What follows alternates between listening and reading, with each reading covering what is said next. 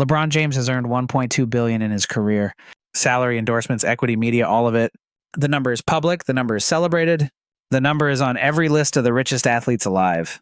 But his business partner, the quiet one, the man whose name has never trended, has made more, substantially more. And you have almost certainly never heard him speak.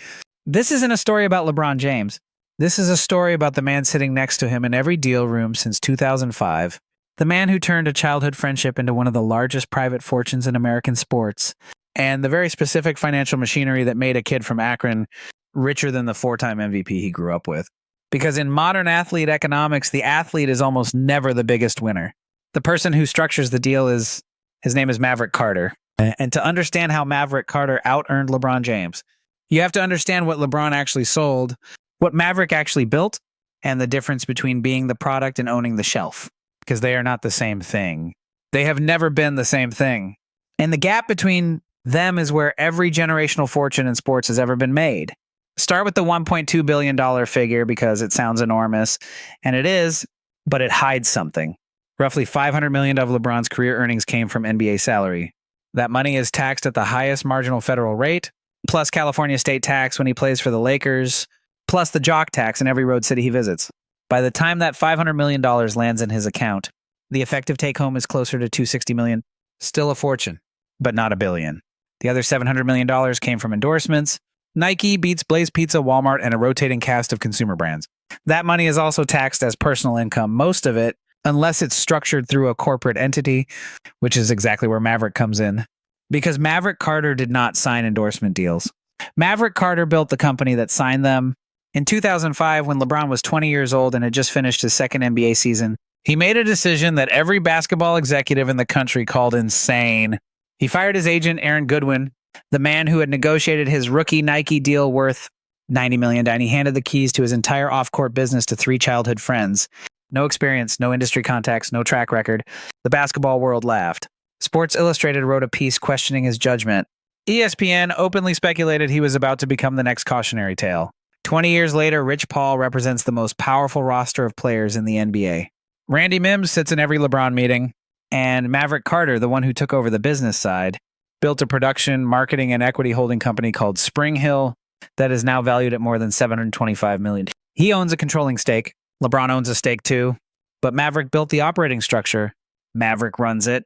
Maverick negotiates the roll-ups, and Maverick collects the founder economics, which is the entire game. Here's the part that should stop you cold. When an athlete signs an endorsement deal, he is renting his image for a fixed fee. When a company sells a stake in itself, the owner captures the multiple. LeBron signed a lifetime Nike deal in 2015 reported at $1 billion over its full term, and that number is real, but it's paid out in slow annual installments across decades and taxed as ordinary income. Maverick Carter, through SpringHill, sold a minority stake to a group led by Redbird Capital, Nike, Epic Games, and Fenway Sports Group in 2021 for a valuation that instantly made his ownership position worth hundreds of millions of dollars in a single transaction. Not earned, not accumulated, realized in one deal. Taxed at the long-term capital gains rate of roughly 20% instead of 37%. Think about what that actually means. LeBron is the labor. Maverick is the capital. And in every economy ever built, capital wins. Now look at Fenway Sports Group, because this is where the story gets sharper. LeBron was reported to have invested a relatively modest sum. Maverick negotiated the terms. Fenway Sports Group is now valued in the tens of billions of dollars. Their combined equity stake, structured as founding partner shares with preferential rights, has appreciated at a rate that dwarfs any salary any human being on Earth has ever earned playing basketball. And here's the twist. The deal was structured in a way that Maverick's operating role at SpringHill gave him warrants and performance-based equity that LeBron, as a passive minority investor, did not receive. Same room, same deal. Different paperwork, radically different outcomes. Sit with that. Because this is how quiet fortunes are built in sports, and this is why almost no one talks about it out loud. And here's the part nobody says out loud. Athletes are told from the day they turn pro that endorsements are the goal. Sign the shoe deal. Sign the beverage deal. Sign the car deal. Get on the billboard. That's the dream sold to every 19-year-old drafted into the NBA, the NFL, or MLB. But endorsements are, in economic terms, W-2 income with a fancier logo. You are trading your name and likeness for a fee.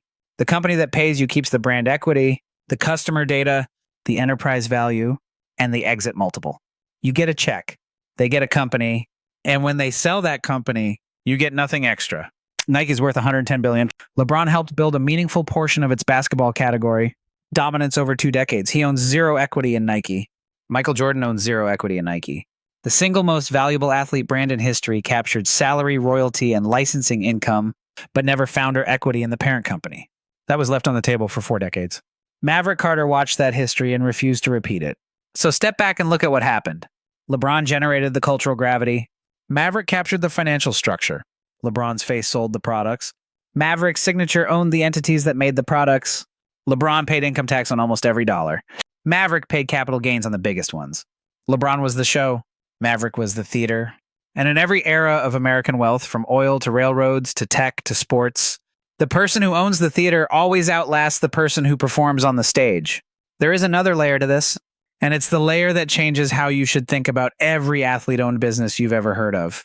When Maverick founded SpringHill Entertainment in 2007 and later merged it into the SpringHill Company in 2020, he didn't just create a production studio. He created a content pipeline that could originate intellectual property, own the rights, sell distribution to Netflix and HBO and Warner Brothers, and retain back-end participation on every project. Space Jam: A New Legacy alone generated more than $160 million at the global box office in 2021. And SpringHill's structure meant the company captured producer fees, back-end participation, and long-tail streaming residuals that a simple actor-for-hire contract would never have delivered. LeBron starred in the film. That was a paycheck. Maverick's company produced it. That was an asset. And here's the question that should not make sense. Why is the financial outcome so lopsided in Maverick's favor? The answer is not betrayal.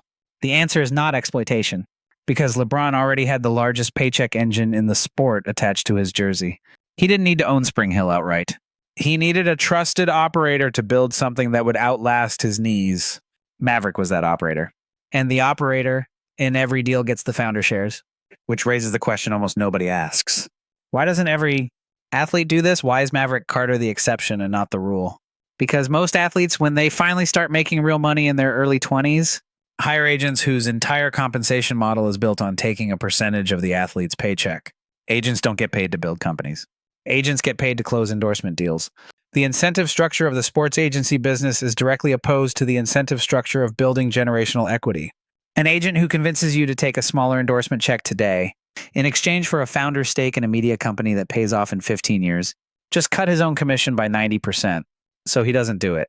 He steers you to the check, he collects his 4%, and you, the athlete, retire rich but never wealthy. That is the entire business of sports representation in a single sentence. Maverick Carter broke that model because he was not an agent. He was a friend with a fiduciary interest in the long game, and his upside was tied to the enterprise, not the transaction. That structural difference, more than any single deal,